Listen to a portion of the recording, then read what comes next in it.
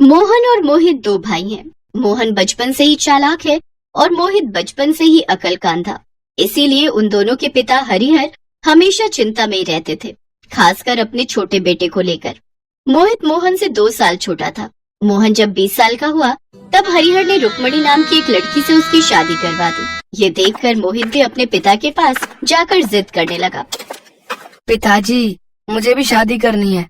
आपने भैया की शादी करवा दी, मेरी भी करवा दीजिए ना। बेटा, अब तुमसे कौन शादी करेगा? एक काम तो ठीक से नहीं कर पाता। मेरे जाने के बाद क्या खाएगा तू और बीवी को क्या खिलाएगा? वो मैं संभाल लूंगा, आप शादी करवा दीजिए ना। हरिहर 1 मिनट के लिए राजी भी हो गया, लेकिन मोहित ने ये होने नहीं दिया। उसने कहा, पिताजी, आपके बाद इस अकल के अंधे को मुझे ही संभालना होगा। इसे खिलाने पिलाने में मेरे पैसे खर्च होंगे, लेकिन मैं इसकी बीवी को नहीं पाल सकता। लंगर नहीं खोल रखा है मैंने। हे भगवान, मैं क्या करूं? अपने छोटे बेटे को मरने के लिए छोड़ दूं क्या? अब कुछ तरकीब तो सोचनी ही होगी। हरिहर ने मोहित के लिए एक नया घर बनाने का सोचा। मोहित ने कहा, मैं ज्यादा जगह नहीं छोड़ सकता। घर के पीछे बगीचे में बनाइए नया घर। अब वहाँ? लेकिन वहाँ तो कुआं है बेटा। फालतू का कुआं कब से बंद होकर पड़ा है, उसे तोड़कर उसके ऊपर ही घर बनाइए। मैं और जगह नहीं दे सकता। कुछ दिन बाद मेरे बच्चे होंगे, उनके लिए जगह तो चाहिए ना। हरिहर ने बहस नहीं की। हरिहर के पिता जमींदार के घर पर हिसाब किताब लिखने का काम करते थे और उसके बाद से हरिहर के पिता ने इस कुएं को भी बंद कर दिया। तब से यह कुआं ऐसे ही पड़ा हुआ है, उधर कोई जाता भी नहीं है। मोहन ने अपने सगे भाई को सिर्फ उतनी ही जगह दी। हरिहर ने कुआं तोड़कर उस जगह पर एक घर बना दिया। वो घर कम और झोपड़ी ज्यादा थी। उस झोपड़ी में हरिहर मोहित को लेकर रहने लगा। रुक्मणी ने एक वक्त का खाना देना भी बंद कर दिया। हरिहर ने बड़े दुख के साथ मोहित से कहा, अब मोहित बेटा, मुझे लगता है बहुत जल्दी मेरा बुलावा आ जाएगा। तुझे अकेले ही रहना होगा। नहीं पिताजी, ऐसा मत बोलिए ना। आपके बिना मैं कैसे जिंदा रहूंगा? कैसे भी करके रहना पड़ेगा बेटा। मोहन से मेरा भरोसा उठ गया है। अब सब कुछ भगवान भरोसे है। और उसी रात जब हरिहर सोया हुआ था, एक सांप ने उसे काट लिया और नींद में ही हरिहर चल बसा। सुबह मोहित ने ये देखा और रोने लगा। पिताजी, ये क्या हो गया? घर के अंदर सांप कहाँ से घुस आया? पिताजी नहीं। हरिहर का अंतिम संस्कार किया गया। उसके बाद रुक्मणी ने मोहन से कहा, सुनो, अभी भी वक्त है। 4 लोगों को बुलाकर बंटवारा करवा लो। बाद में तुम्हारा भाई ज्यादा हिस्सा मांगने लगेगा तो क्या होगा? हाँ, तुमने सही कहा। मैं आज ही इंतजाम करता हूँ। मोहन गांव के लोगों को बुला लाया और बंटवारा कर डाला। तभी सुन लो, पिताजी ने वो नया घर मोहित को दिया है और ये पुराना घर मुझे दे दिया है। लेकिन भैया, मोहित जो है जिंदगी भर उस छोटी सी झोपड़ी में कैसे रहेगा भाई? क्यों नहीं रह पाएगा? उसकी तो शादी भी नहीं होगी। एक आदमी के लिए वो झोपड़ी काफी है। मोहित को इन सब चीजों से कुछ फर्क नहीं पड़ता था। वो अभी भी अपने पिता के शोक में डूबा था। सबके सामने बंटवारा हो गया और मोहन खुशी खुशी अपनी बीवी को लेकर रहने लगा। दोनों ने मोहित से हाल पूछना भी बंद कर दिया। रुक्मणी हर रोज अच्छा अच्छा पकवान बनाती और मोहित झोपड़ी में बैठकर सूखे साग उबाल कर खाता। मोहित हर रोज तालाब के पास साग लेने जाने लगा और एक दिन दोपहर को उसने एक लड़की को तालाब में कपड़े साफ करते हुए देखा। उस लड़की का नाम मालती था। मालती गांव की ही लड़की थी। वो अनाथ थी और लोगों के घर पर काम करती थी। हाँ, और तुम? मैं कभी कभी आती हूँ कपड़े धोने, लेकिन अब से रोज आऊंगी। मोहित बुद्धू था, लेकिन प्यार का इशारा समझ गया। दोनों हर रोज मिलने लगे और दोनों में प्यार बढ़ने लगा। मोहित ने मालती से कहा, मालती, तुम मुझसे शादी कर ले। अच्छा, बहुत शौक है शादी का। शादी के बाद मुझे रखोगे कहाँ? उस झोपड़ी में? और खिलाओगे क्या? सूखे साग? क्यों, तुम मेरे साथ सूखा साग नहीं खा सकती? खा सकती हूँ, लेकिन सच बताऊँ तो इस दुनिया में पैसा ही सब कुछ है। कुछ करो मोहित, काम धंधा ढूंढो, फिर हम दोनों शादी करेंगे और कहीं दूर चले जाएंगे। मोहित काम ढूंढने लगा, लेकिन गांव में सभी को पता था कि मोहित से कोई काम होता नहीं है, इसीलिए किसी ने भी मोहित को काम नहीं दिया। ऐसे ही कुछ महीने बीत गए। मोहित की झोपड़ी के अंदर कभी कभी सांप घुस आता था। मोहित खिड़की बंद करके सोता, तब भी सांप आ जाता था। इस बात से भी मोहित बड़ा परेशान था। ये सांप कहाँ से आ रहा है? ऐसे घर में मैं मालती को कैसे रखूंगा, जहाँ हर रात सांप घुस आता है? लानत है मुझ पे, कोई काम भी नहीं मिल रहा है। देर रात हो गई थी। तभी मोहित ने देखा कि एक सांप घर के कोने में बैठ गया।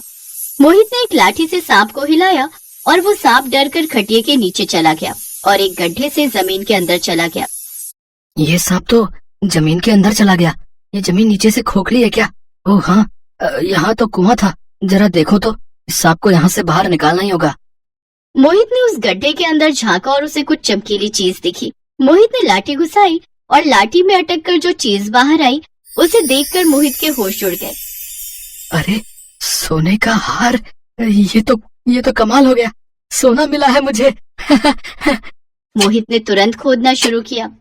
अंदर से वो सांप निकलकर झोपड़ी के बाहर भाग गया और मोहित को ढेर सारा सोना मिला। सोने से कुआं भरा हुआ था।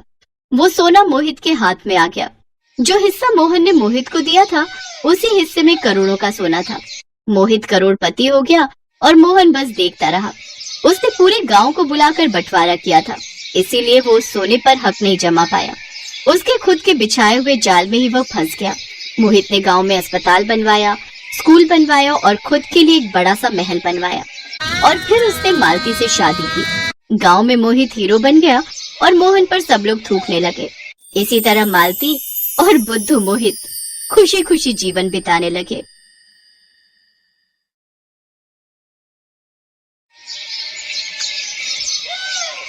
हरिया सोकर उठा ही था कि उसकी पत्नी रूपा बोली, सुनो जी, अब घर में रोटी सब्जी कैसे बनेगी? चूल्हा जलाने के लिए ईंधन भी खत्म हो गया है। तुम कोई काम वगैरह ढूंढने की कोशिश करो जी। रूपा, तुम्हारे सामने रोजाना ही सेठ जी के पास काम मांगने जाता हूँ और रोजाना मुझे टालकर खेती का काम दूसरे मजदूरों से करवा लेते हैं। तो तुम सेठ जी की जगह किसी और से काम मांग लो। तुम्हें पता है सेठ जी ऊंच नीच का वहम करते हैं। वो हमें अपने से छोटा समझते हैं। वो तुमसे अपने खेतों में काम नहीं करवाएंगे। ठीक है, देखता हूँ। आज एक दो जगह जाकर अल्लाह कुएं से एक बाल्टी पानी खींच दे, मैं नहा धो लेता हूँ। गांव में जो भी बड़े जमींदार थे सब हरिया से भेदभाव करते थे और उसे काम ना होने का बहाना करते थे। अब तो एक ही रास्ता है, दूसरे गांव जाकर काम की तलाशी करनी होगी। पर दूसरे गांव आने जाने में तुम्हें सुबह से रात हो जाया करेगी। पर करना तो पड़ेगा रूपा, नहीं करूँगा तो 2 वक्त की रोटी कैसे जुटा पाएंगे। अगले दिन हरिया दूसरे गांव निकल पड़ता है। दूसरे गांव पहुंचकर हरिया को काम मिल जाता है, पर रोजाना दूसरे गांव आने जाने में हरिया बहुत थक जाता था। रूपा, मुझे दूसरे गांव के लोग नहीं पहचानते, इसलिए मुझे वहाँ पर आसानी से काम मिल जाता है। एक मेरे अपने गांव के लोग जो सीधे मुंह बात भी नहीं करते। भगवान, आपकी बनाई दुनिया में तो सब मनुष्य बराबर हैं। कोई ऊंच नीच की भावना नहीं है, कोई अमीर गरीब नहीं है। फिर मेरे साथ ही ऐसा भेदभाव क्यों भगवान? अपने ही गांव में आज मुझे दुत्कारा जाता है। काम मांगने जाओ तो गांव के सेठ और जमींदार कहते हैं कि मैं उनके यहाँ काम करने के लायक नहीं हूँ। हरिया अगले दिन दूसरे गांव से वापस आ रहा था। शाम घिराई थी। रास्ते में उसे एक बूढ़े साधु महाराज मिलते हैं। बेटा, किस दिशा में जा रहे हो? बाबा, मैं तो अपने गांव वापस जा रहा हूँ। क्या मैं भी तुम्हारे साथ एक रात के लिए तुम्हारे घर रह सकता हूँ बेटा? कल सुबह मुझे यहाँ से दूर हिमालय पर प्रस्थान करना है, तो रात गुजारने की कोई जगह नहीं है मेरे पास। हाँ बाबा, जरूर। आप मेरे साथ मेरे घर चलिए और आराम से रात बिता सकते हैं। पर क्या हुआ बेटा, तुम रुक क्यों गए? अगर तुम मेरा अपने साथ जाना पसंद नहीं करते या तुम्हारे साथ चलने में कोई अड़चन है तो मैं नहीं जाऊंगा बेटा। कोई बात नहीं, मैं यहाँ जंगल में ही रात गुजार दूंगा। नहीं बाबा, ऐसी कोई बात नहीं है। पर क्या आप मेरे घर रह पाओगे? मेरे यहाँ तो गांव का कोई भी व्यक्ति नहीं आता। सब मेरे से दूर भागते हैं। सब कहते हैं कि मैं उन सब से बहुत छोटा हूँ, उन सब के साथ बैठने उठने लायक नहीं हूँ। बस यही सोच रहा था बाबा। नहीं बेटा, व्यक्ति छोटा या बड़ा नहीं होता, उसके कर्म ही उसे बड़ा बनाते हैं। मैं तुम्हारे घर में खुशी खुशी रात बिता सकता हूँ। बाबा, आपकी बातें सुनकर मुझे आज बेहद प्रसन्नता हुई है। आज कोई अतिथि मेरे घर में आएगा तो रूपा को भी बहुत खुशी होगी। हरिया उन साधु महाराज को अपने साथ घर ले आता है और रूपा से गरम गरम रोटी बनाने के लिए कहता है। रूपा, बहुत समय के पश्चात हमारे घर कोई अतिथि पधारे हैं और वो भी साधु महाराज के रूप में। तुम एक काम करो, जो भी आटा रखा है उसकी गरम रोटियां बनाकर ऊपर गुड़ रख कर दे दो। बाबा, ये लीजिए गरम रोटी और गुड़। हमारा अहोभाग्य है जो आप हमारे यहाँ पधारे हैं बाबा।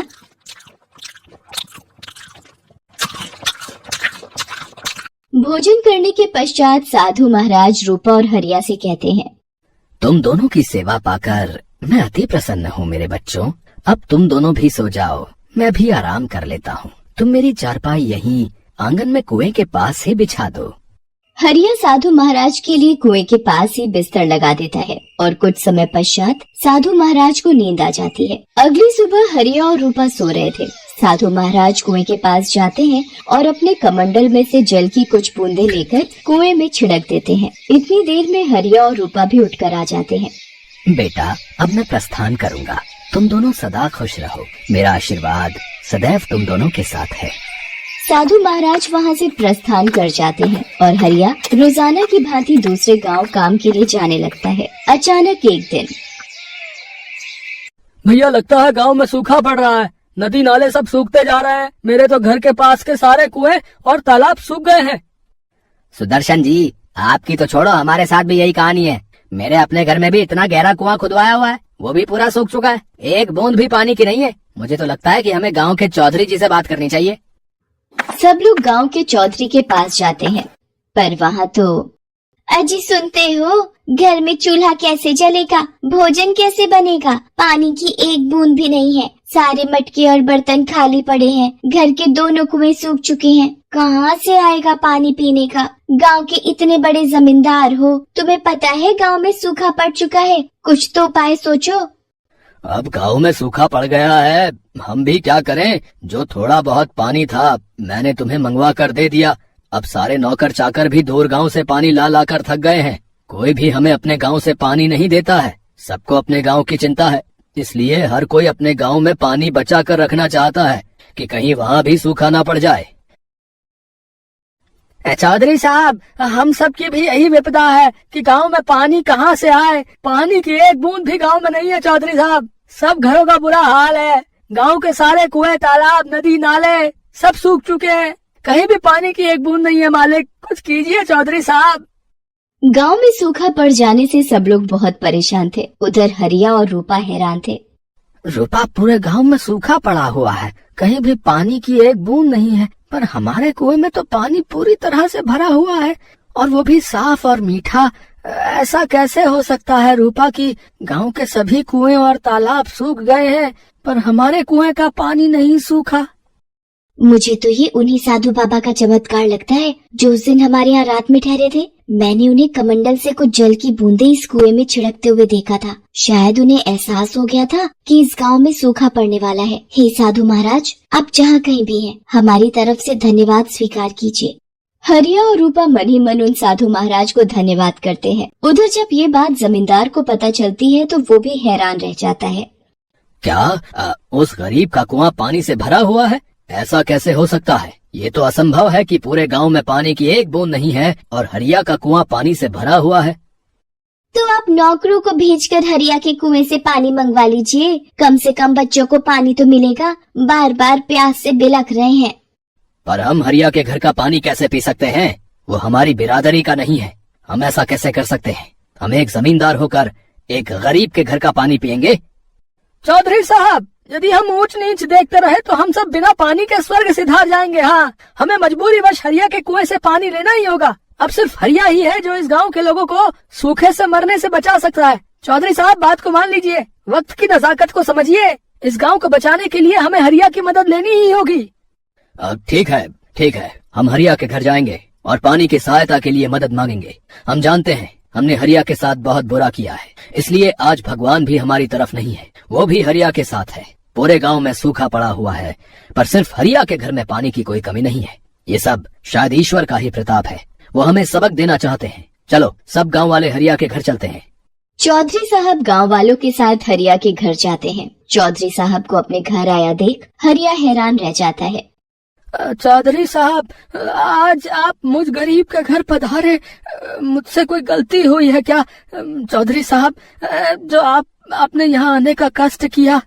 हरिया, अब सिर्फ तुम ही हो जो इस गांव को सूखे की चपेट में आने से बचा सकते हो। क्या तुम अपने कुएं का पानी गांव वालों को प्रयोग में लाने की इजाजत दोगे?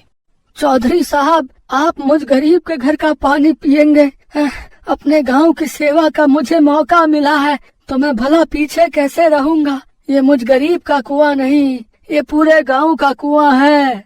गांव को बचाने के लिए मेरी जान भी हाजिर है। इस कुएं से पानी भरकर मेरे गांव वालों की प्यास बुझेगी तो मुझे भी बहुत खुशी होगी। आप सभी गांव वालों को बोल दीजिए कि ये पूरे गांव का कुआं है, वो चाहे जितना मर्जी यहाँ से पानी ले सकते हैं। हरिया, हमें माफ कर दो। हमने हमेशा तुम्हें गांव में सबसे छोटा समझा। हम तो सीधे मुंह तुम्हारे साथ बात भी नहीं करते थे, पर आज तुम ही इस गांव को बचाने के काम आए हो। तुम्हारा बहुत बहुत शुक्रिया हरिया। हरिया, आज के बाद तुम्हें दूसरे गांव में काम की तलाश में जाने की कोई जरूरत नहीं है। तुम मेरे खेतों पर ही काम करोगे और अपना जीवन यापन करोगे। मुझे माफ कर दो, मैंने हमेशा तुम्हारे साथ गलत किया। तुम काम मांगने के लिए आते थे पर मैं तुम्हें टाल देता था, पर आज मैं तुम्हारे पास पानी मांगने के लिए आया तो तुमने बाहें पसार